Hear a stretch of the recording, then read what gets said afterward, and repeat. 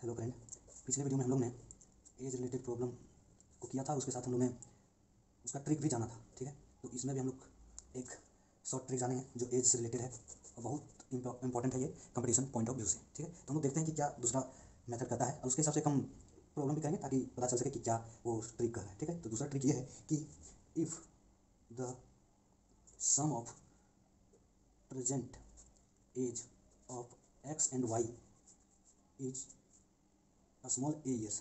ठीक है, एंड और यहाँ बोलता है कि and T years ago the ratio of their age was m/n।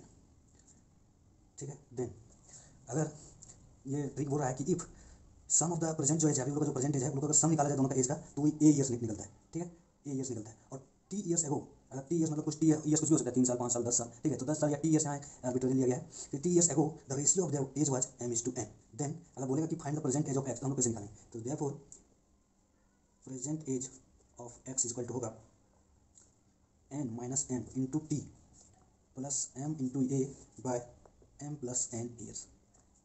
ठीक है, वो जो रेशियो दिया है उसका हम लोग पहले डिफरेंस निकालेंगे और उसको कितना ईयर्स पहले का है उससे मल्टीप्लाई करके प्लस जो फर्स्ट रेशियो है उसको ए से मल्टीप्लाई करके बाय m प्लस n करेंगे तो प्रेजेंट एज ऑफ एक्स निकलेगा।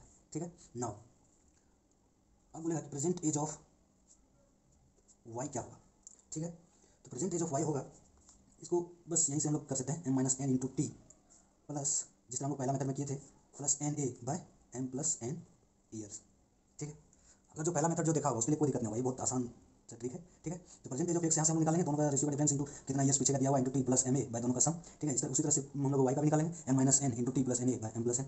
कोई इसमें ज़्यादा कॉम्प्लिकेशन नहीं है।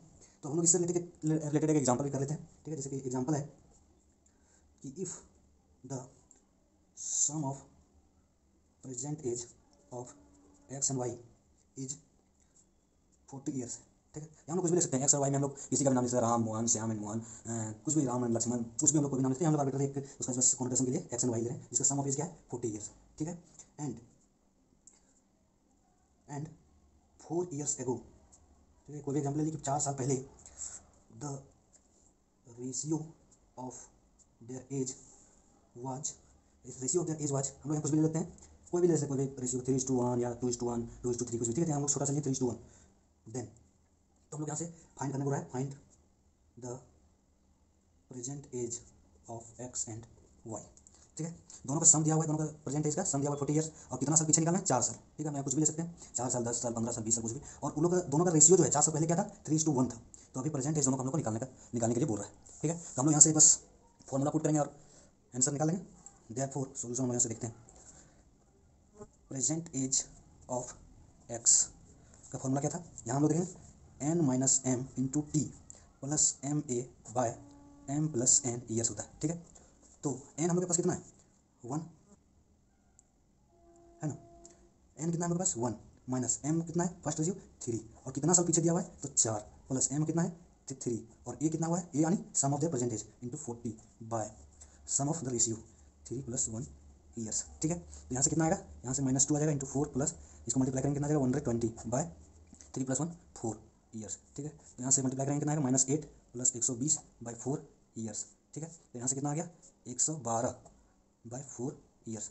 इसको हम लोग यहाँ से सिंप्लीफाई कर सकते हैं, 4 2 8 3 20 ईयर्स। ठीक है, तो एक्स का एज कितना निकल गया 20 ईयर्स।